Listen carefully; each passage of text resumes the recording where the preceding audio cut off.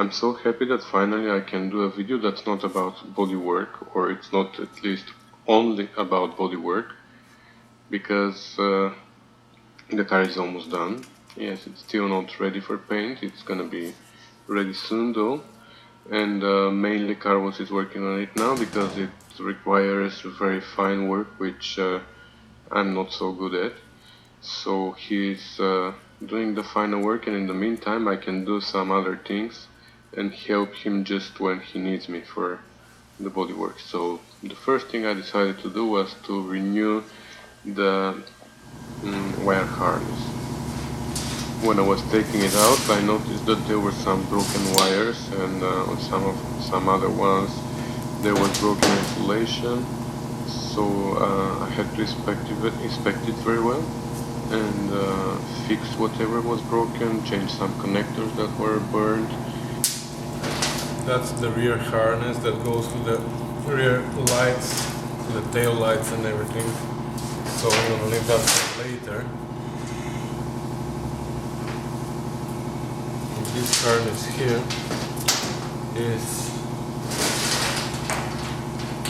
that's inside the dash. That's inside the dash. That's inside the dash. So all these connectors I'm gonna clean, but I'm gonna leave them on because they are pretty much okay. But this is gonna be exposed. This here goes to the voltage regulator on the firewall, which I'm gonna have to modify because now I have an alternator and I don't need this anymore because the generator was the thing that needed the voltage regulator, but the alternator has its own voltage regulator internal. So I'm gonna keep this just phony. I'm gonna remove everything inside, and I'm gonna do, because now I have to cut some of these and I have to join them together, but I'm not gonna do that on the harness. I'm gonna still hook up everything to the voltage regulator, but then I'm gonna open it and I'm gonna do the connections between the wires inside. But I think that's gonna be some interesting video later. So now, from this goes on the firewall, so this is exposed. I need to make these perfect. The other thing that's gonna be exposed is on the other side. This goes to the windshield wiper motor. So this needs to be nice and good looking. So I'm gonna change all these connectors here. This I'm gonna leave alone. This I'm gonna leave alone. And then this harness goes all the way to the headlights. So first of all, I removed the wrapping tape on the parts of the harness that were gonna be exposed on the firewall because it was old, damaged and loose and broken in some places. So I wanted first of all to renew it, and second I wanted to inspect the wires inside and all the connectors. So once I removed the tape, I cleaned with the wires with thinner, isolated where the isolation was broken, and then I rewrapped everything. On some of the ends of the harness I had to change all the connectors because they were overheated, burnt and not good looking, and I want everything in the engine bay to be really nice and beautiful. For the parts of the harness that were gonna be under the dash, I didn't care so much. I mean, I still inspected them, I cleaned them, but I didn't change the tape. I just taped them on top just to be safe, to make sure that it is nice and tight inside.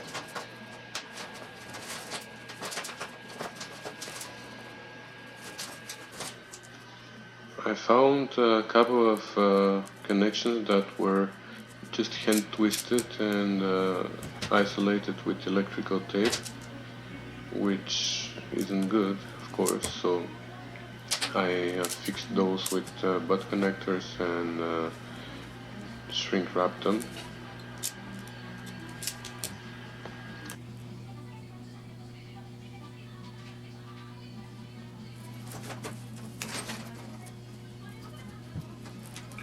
And then I taped the whole harness.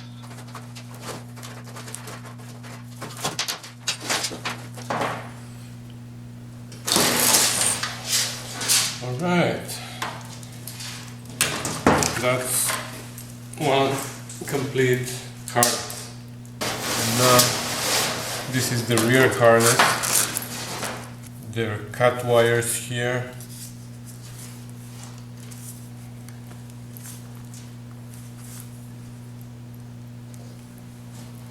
Alright, this one is done too.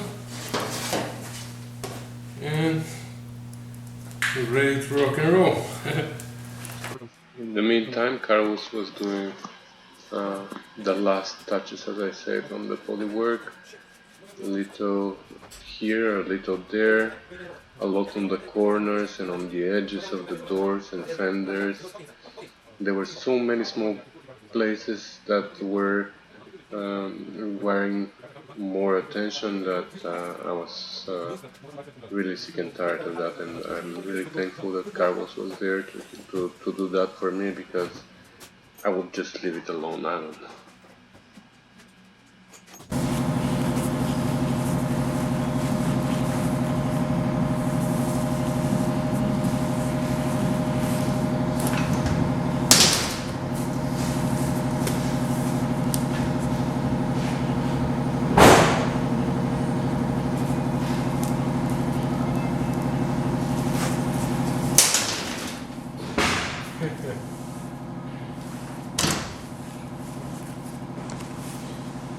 I mentioned a couple of times already in my previous videos that I can't wait for the moment when I start working on the seats and all interiors, because this is where I feel in my area. So I started with the seats today, and in the beginning I was thinking that I will have to make new covers for them, but no, at a second look I noticed that all the ripped parts are only on the back or at the bottom of the seats, where I can easily change only some of the panels with new vinyl pieces, but I can keep the front inserts and the backrest insert. So the other thing that I wanted to do with the seats was to change the piping to red instead of white to match the color of the car. So I had to take them apart anyhow, and that was a good chance to change the ripped pieces.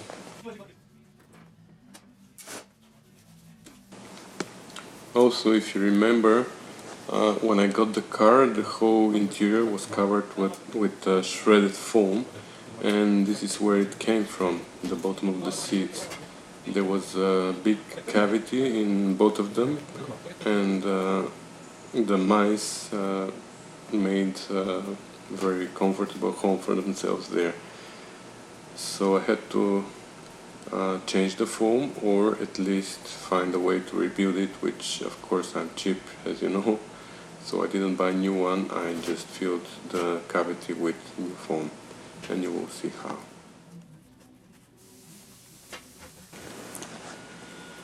It's unbelievable how the vinyl is so nice and soft after 50 years, and it was ripped only at the places where it was touching rusty metal.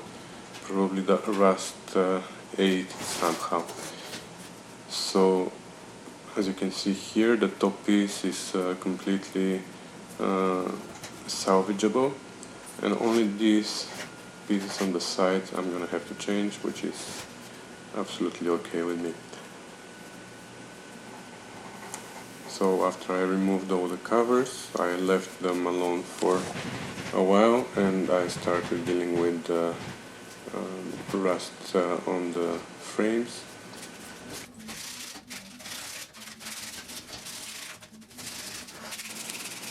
First I removed the rust as much as possible using sandpaper, wire brushes, wire wheels, etc.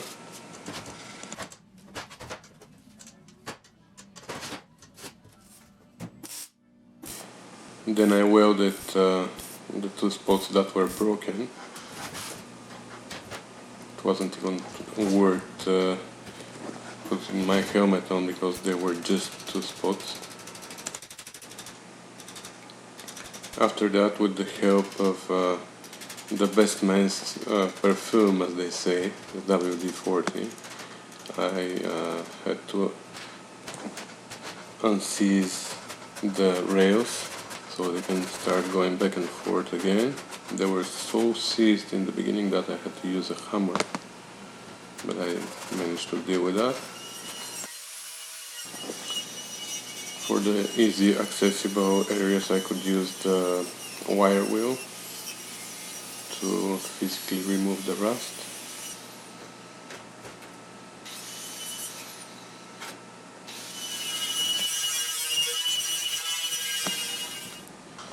And then whatever was left I treated with rust converter, which chemically removes the rust or turns it into something else.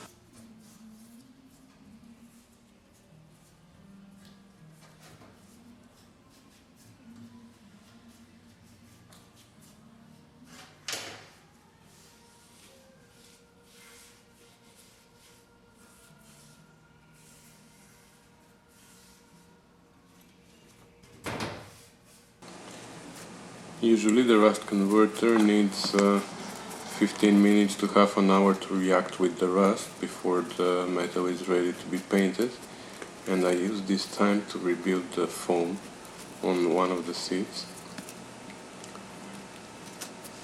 So I first had to start by making the hole more squarish so I can fill it up with new pieces of foam. It was much easier for me to deal with square shape than with something that was dug by my teeth. Months ago I sprayed chlorine inside those holes to try to disinfect whatever might have been left there by the mice, but I still wanted to use gloves here because I don't like touching this area with my bare hands. So as you can see, I'm just making pieces of foam to fit inside the hole, a little bit like Lego. And only for the top piece, the one that it's actually the bottom, it needs to have a little bit of specific shape, so I had to go and use the bandsaw.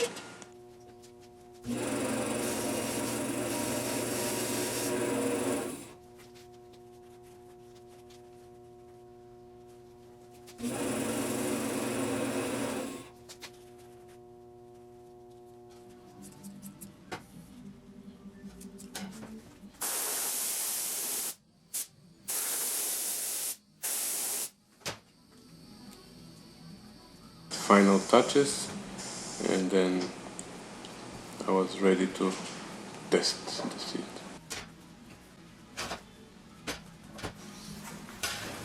If there were any mice left there, I killed them for sure.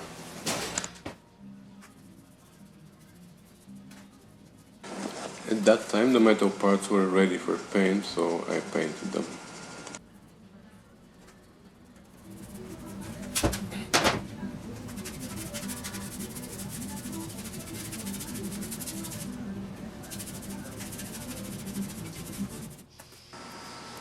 Very carefully, so I don't rip the vinyl parts that I wanted to keep, I tore apart all the parts, including the piping and everything.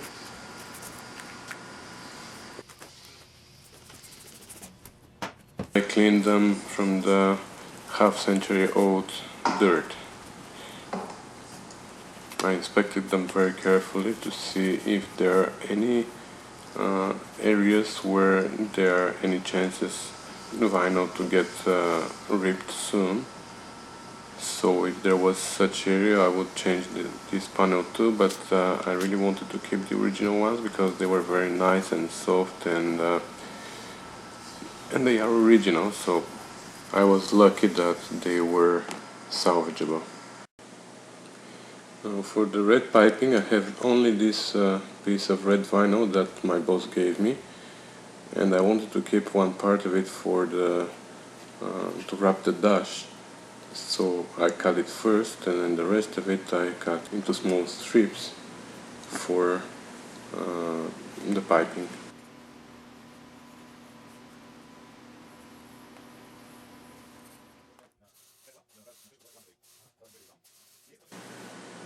For the rest of the pieces, I got another piece from my boss of a black vinyl, which matches pretty close the vinyl on my seats, and I just went ahead and cut all the pieces from it.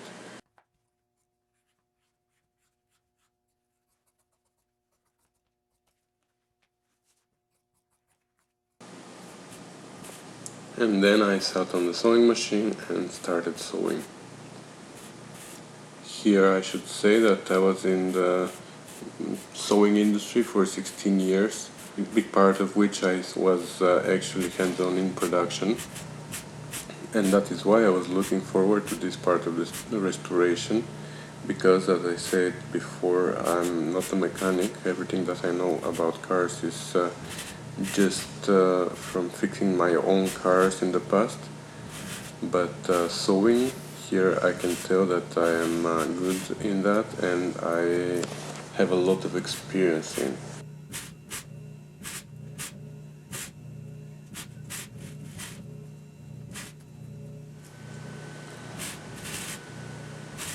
I was debating a lot whether I should change the piping to red or keep it white, but now that I see the final result, I'm so happy that I took that decision. It looks amazing, according to me.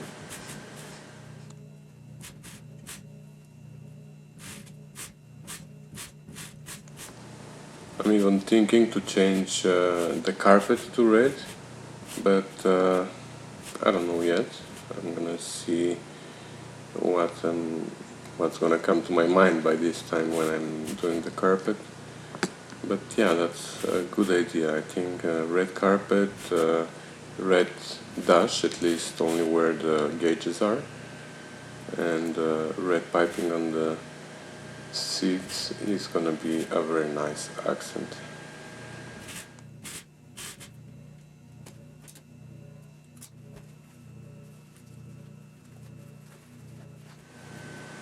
And there we go, we have the base ready, and now I have to jump on the backrest.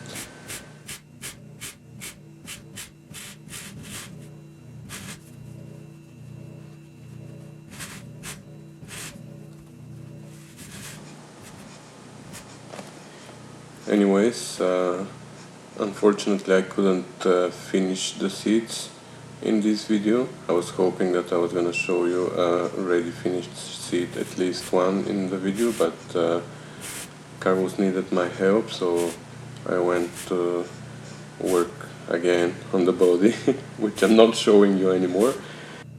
And hopefully in the next video, I know I've been saying that a lot, but really this time I hope that the next video is gonna be the so-called red video, where everything is gonna be splashed in red paint, and our hands are gonna be painted in red, and everything is gonna be red.